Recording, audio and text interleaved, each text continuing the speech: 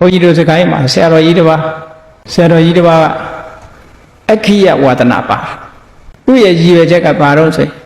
သူအခိယထိုးလို့အောင်သွားလို့ရှိရင်အရိမိတယဖရာကိုဖူးချင်လို့ဒီဘဝရည်ရွယ်ချက်ကတော့အလွန်ကောင်းပဲနော်အဲ့ဒီရွှေတို့ဘာတို့ပေါ့လေဗရာတို့သေသွားလို့ရှိရင်အဲ့ဒါစားပြီးတော့ရုပ်ကိုပြောင်းပြီးတော့အသက်ကိုအရိမိတယဖရာမှီသည်ထိအောင်သူ့ရုပ်ခန္ဓာကိုသူထိန်းထားနိုင်မယ်လို့ဒီလိုယူဆအဲ့ဒီလိုယုံကြည်ချက်နဲ့လို့အဲ့ဆရာတော်ကြီးတနေ့ကျတော့မကြမ်းမဖြစ်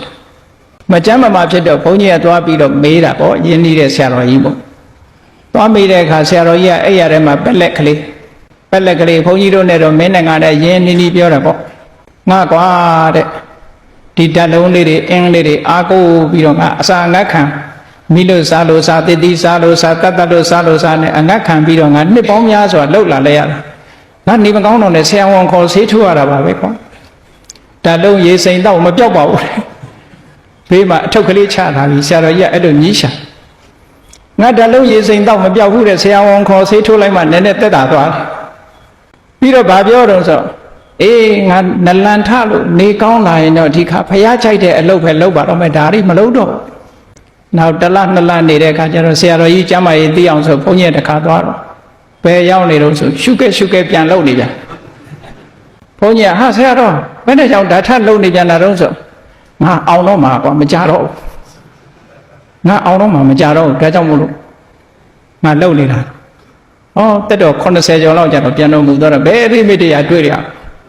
ဟုတ်ကဲ့မြတ်စွာဘုရားကအတ္တနောအကာအကွယ်မရှိပါဘူးလို့ပြောထားတာဘာနဲ့ကာကွယ်မှာတော့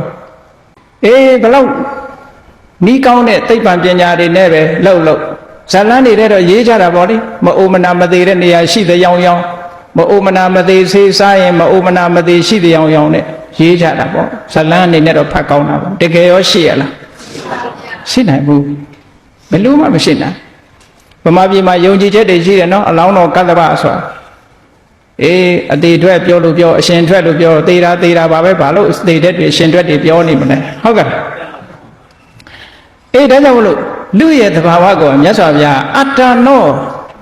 ရွေ့ရှားနေတဲ့အရာကြီးတစ်ခုကိုမင်းထိန်းထားလို့မရဘူးတဲ့ protection လုပ်လို့မရဘူးလို့ပြောတာနော်ဆုပ်ကင်ထားလို့မရဘူးကားတာမောင်းနေလို့ရှိရင်ရက်ထားလို့ရကောင်းရမှာလူကအိပ်ရာပေါ်နေရင်လည်းသွားနေတာပဲလူကတော့အိပ်နေတာပေါ့ဒါပေမဲ့လို့ရုပ်တွေနာနေကသွားမနေဘူးလားသွားနေတာပဲမယုံအိပ်ရာပေါ်အိပ်နေပေါ့အိုးချိန်တန်အိုသွားမှာပဲဟုတ်ကဲ့ရက်နေတာမဟုတ်ဘူးသွားနေတာအဲ့သွားနေတာကြီးကိုမသွားရအောင်ဘယ်သူကထိန်းလို့မရဘူးတဲ့မြတ်စွာဘုရားအတ္တ